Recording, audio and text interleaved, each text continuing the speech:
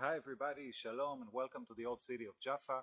My name is Shai and I'm a tour guide with Majdi Tours, and today I want to show you this very cool artwork in the middle of the old city of Jaffa. Just to begin with, the place that we're standing in is super historic, as the old city of Jaffa has seen about 4,000 years of history, and so many layers were in it. We had Napoleon that came here for a while, we had the local governor called Abu Nabut, and today we're going to talk about a very specific artwork, which is the floating or suspended orange tree that is located in front of you right now. And check it out, you can see it's super cool. This tree is actually alive.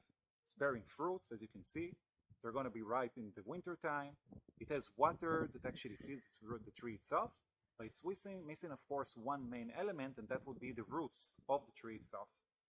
Now, one of the coolest things about the artworks of this artist called Ran Morin is that it leaves everything open to your own interpretation. And when I have visitors here in Israel and Palestine, often I ask them, what do they think about it? And their reactions are very interesting. So first of all, think for yourself. What does this tree maybe symbolize for you? Or what do you think was the idea behind planting it right here and being suspended in the middle of Jaffa?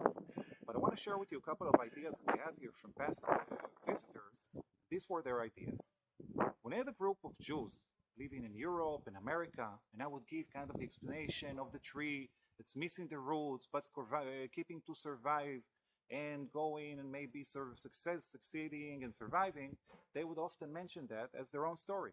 This is the story of the Jews that used to live here in the historic land of Israel and were exiled so many years ago. Then back in the 1800s, 1900s, they came back here and they tried to make something out of it. So this is their personal story. What's interesting is that when you're going to bring a group of Palestinians here, they're going to see kind of the opposite part of the story. They're going to say, come on, this is our story. This is the Palestinian narrative. We were here up until 1948. Jaffa was a huge city of 90,000 Palestinians, one of the biggest Palestinian cities at the time.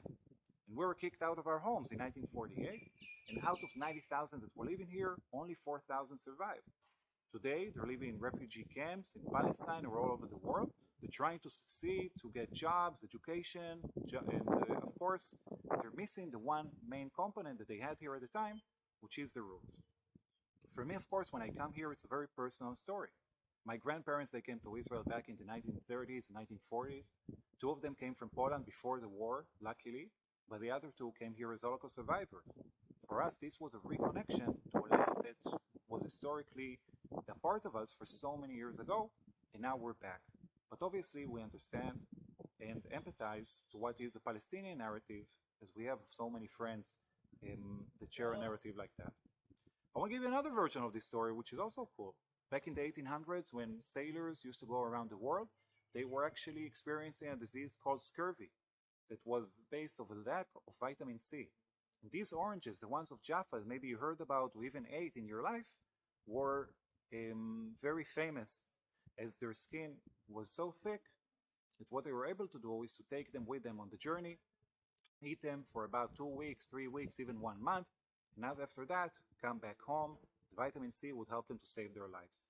We don't see those trees so much anymore, as Jaffa has changed and Israel has changed. And usually we see the plantations now all around the south and the north, but we don't see them in the center of the country, as in here in Jaffa. These are only a couple of ideas. You can look at this tree, you can look at Jaffa, and imagine for yourself, what does it mean to you? And I'm interested to hear about what do you think. So share with us your thoughts. Thank you for listening.